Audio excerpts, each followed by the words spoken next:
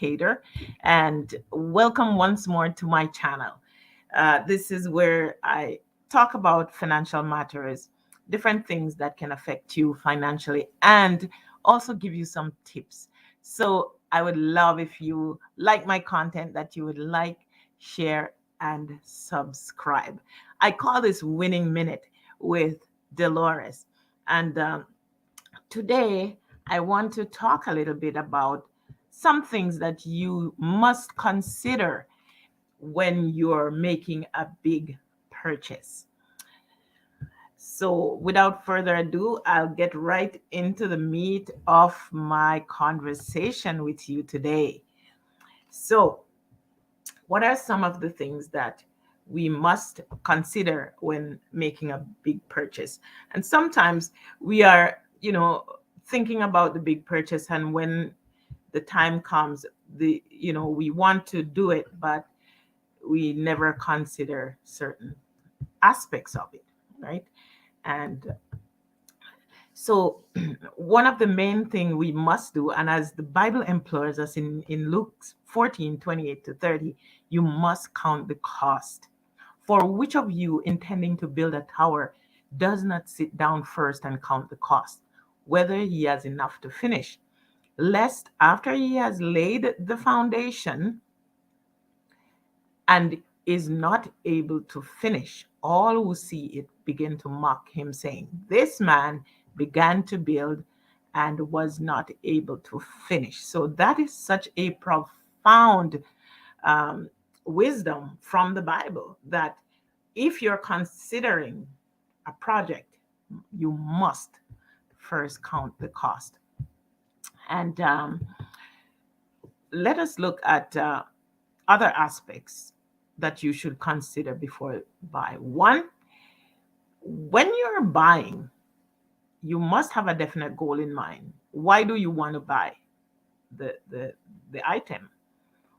Why? What will it do for you? And is this the best decision for my family? So in order for you to determine that, you also must start saving for it ahead of time. Save for it ahead of time so that you don't have to get yourself into debt, unnecessary debt. Yes, sometimes you may have to, depending on what the purchase is, but don't get yourself into unnecessary debt. Make sure that you're able to manage. You must establish a criteria. What is it am I looking for? For example, if you're going to buy a home, what kind of home do I want? Do I want a condo? Do I want a standalone home? Do single family home? Do I want a townhouse? What are the consequences if I get X or Y versus Z? And make sure that it is the right decision you're making for your family.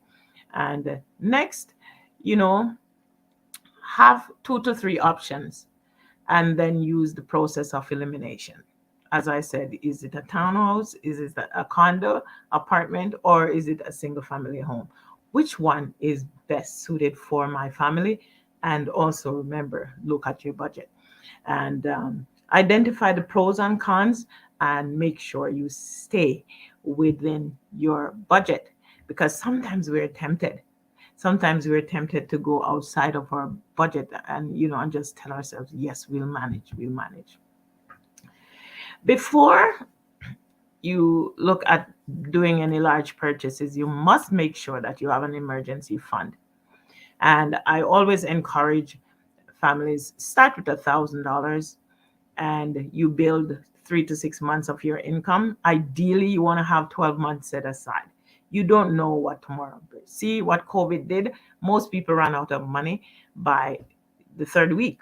So in the first month. So make sure you're able to carry that. And if you have to use some of your money from your emergency fund, you must also replenish it over time. So next, we're going to look at a home purchase, for example. What are some of the things you need to know when you're thinking of purchasing a home? One, I talked a little bit about knowing the type of home you want, what is best suited for your family. The first thing you must do, you must get pre-qualified. And of course, you have to save your deposit. So I would save the deposit first, and you're gonna get pre-qualified. And normally, if you're looking at, oh, how much do I need to save, think of your annual income and about multiply it by 5, and then you minus whatever you owe, and then minus another 5%. And that is kind of about what you may qualify for. However, that's what could be your max, but never max yourself out. Never max yourself out when you're making a big purchase. And make sure you have your closing cost as well. Sometimes we, down to the last dollar, we are putting on the deposit. We forget about the lawyer fee, the closing costs, all of those things. We forget that we'll have to pay utilities. We need also homeowners insurance. And, because the mortgage will not be disbursed if you don't have that insurance in place. So make sure you're looking at that. And sometimes the place that you get your auto insurance, they will do the homeowners insurance for you as well. It is absolutely a necessity. And make sure you have a contingency fund, because there's going to be taxes, there's going to be inspection costs in some cases, especially if you're buying a property that was lived in before. And of course, there's utilities cost. And as I mentioned before, also the homeowners insurance as well. And make sure you're able to also have enough insurance to cover the cost of the mortgage. So know your insurance need, add the cost of the mortgage to your insurance need as well. And if you do need to know how you can find what your insurance need is, I can help you by helping you with the DIME method. So drop me a link below if you would like to know a little bit more about that. You also will need a lawyer to sign your legal documents. It is not recommended that you use the same lawyer as the seller. Okay, so make sure you have someone in your corner. And also, just a little bit of tidbit. Yes, there are people who like to go ahead to try to do the paperwork and stuff themselves, but it's such a tedious task. And why not use a realtor? I suggest use a realtor, qualified one. And there are different ways that you can find which realtor is best for you, which one suits your need, and which one you can work with according to personality. So the big question is, how much house, not do you need, but how much house can you afford?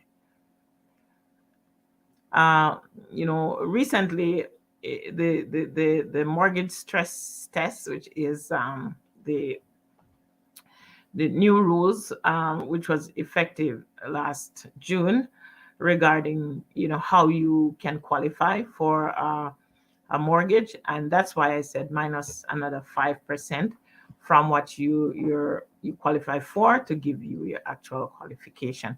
And never max out. Never max yourself out when you're buying, especially if you're buying a home. Never max yourself out in buying anything at all. You must have some wiggle room just in case. Okay. And if you are previously pre-approved for your current income, will qualify you for 4.5% less than before. And that's based on the new mortgage stress test. So make sure that you're taking that into consideration as well. And now, in Canada, there's an incentive for first-time home buyers. So if you have what we call RRSP, which is a registered retirement savings plan account, the government will allow you to use up to $35,000 from that without paying taxes, any withholding tax up front. However, they'll give you 2 years and then 15 years to pay it back. Okay. 2 years before they start asking you back for that money, and then they'll give you 15 years to pay it back. If you want to know how to divert paying back that taxes, drop me a line below and I will talk to you about that. To qualify as a first-time home buyer, you must be free from a mortgage for at least 4 years. So if even if you bought a home before, but you finished pay it off and it's been 4 years, or if you sold it, it's been 4 years, you haven't been on a mortgage, you may qualify for the first time home buyers program as well.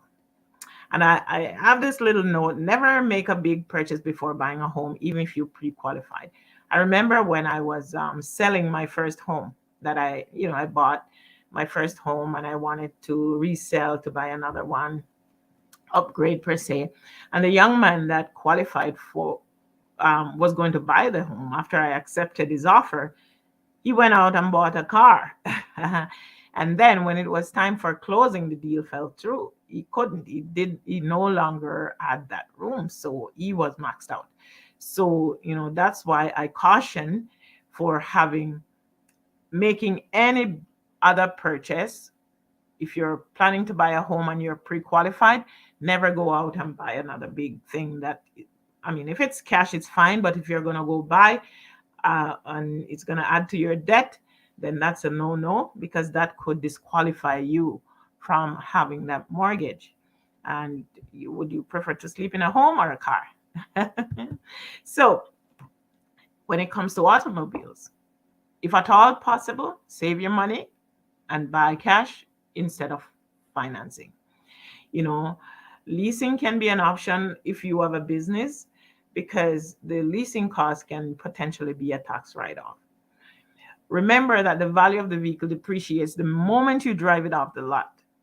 So where possible, make sure you're buying depreciating assets with cash, because the value goes down and something happens, you are stuck with the bill. I have an example of a young lady who bought a car. Within 2 weeks, it was written off.